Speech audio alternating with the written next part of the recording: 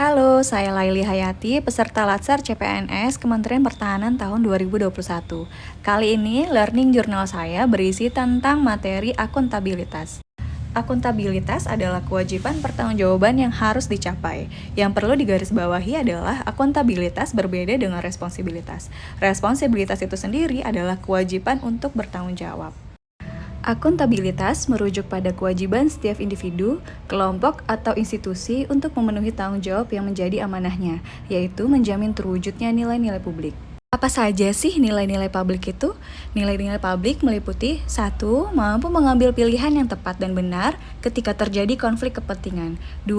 Memiliki pemahaman dan kesadaran untuk menghindari dan mencegah keterlibatan PNS dalam politik praktis. 3. Memperlakukan warga secara sama dan adil dalam penyelenggaraan pemerintahan dan pelayanan publik. 4. Menunjukkan sikap dan perilaku yang konsisten dan dapat diandalkan sebagai penyelenggara pemerintahan.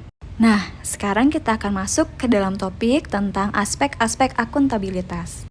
Aspek yang pertama adalah akuntabilitas adalah sebuah hubungan. Hubungan dua pihak antara individu atau kelompok atau institusi dengan negara dan masyarakat. Aspek yang kedua adalah akuntabilitas berorientasi pada hasil. Dalam konteks ini, setiap individu, kelompok, atau institusi dituntut untuk bertanggung jawab dalam menjalankan tugas dan kewajibannya, serta selalu bertindak dan berupaya untuk memberikan kontribusi untuk mencapai hasil yang maksimal. Aspek yang ketiga adalah akuntabilitas membutuhkan adanya laporan. Laporan di sini menjelaskan tentang tindakan dan hasil yang telah dicapai oleh individu, kelompok, atau institusi, serta mampu memberikan bukti nyata dari hasil dan proses yang telah dilakukan. Aspek yang keempat adalah akuntabilitas memerlukan konsekuensi. Konsekuensi di sini dapat berupa penghargaan ataupun sanksi. Aspek yang kelima adalah akuntabilitas memperbaiki kinerja. Tujuan utama dari akuntabilitas adalah untuk memperbaiki kinerja PNS dalam memberikan pelayanan kepada masyarakat. Akuntabilitas memiliki 5 tingkatan yang berbeda, yaitu akuntabilitas personal, akuntabilitas individu, akuntabilitas kelompok, akuntabilitas organisasi, dan yang terakhir adalah akuntabilitas stakeholder.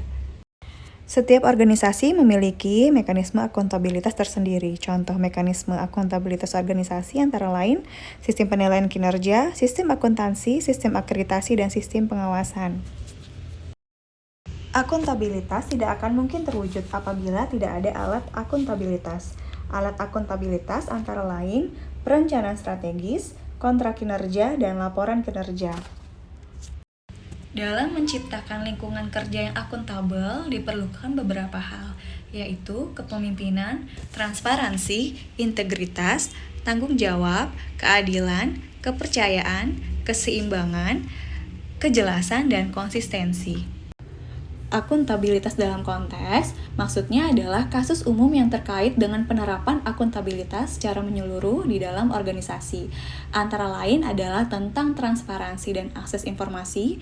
Yang kedua adalah praktik kecurangan dan tindak perilaku korup atau tindakan korup. Yang ketiga adalah penggunaan sumber daya milik negara. Keempat adalah penyimpanan dan penggunaan data dan informasi pemerintah. Yang kelima adalah konflik kepentingan. Menjadi PNS yang akuntabel. PNS yang akuntabel adalah PNS yang bertanggung jawab, jujur, dan memiliki integritas yang tinggi dalam melaksanakan tugas dan perannya.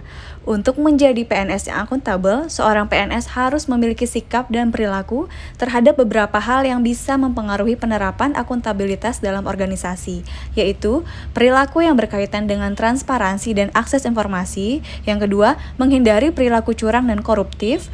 3. Perilaku terhadap penggunaan sumber daya negara. 4.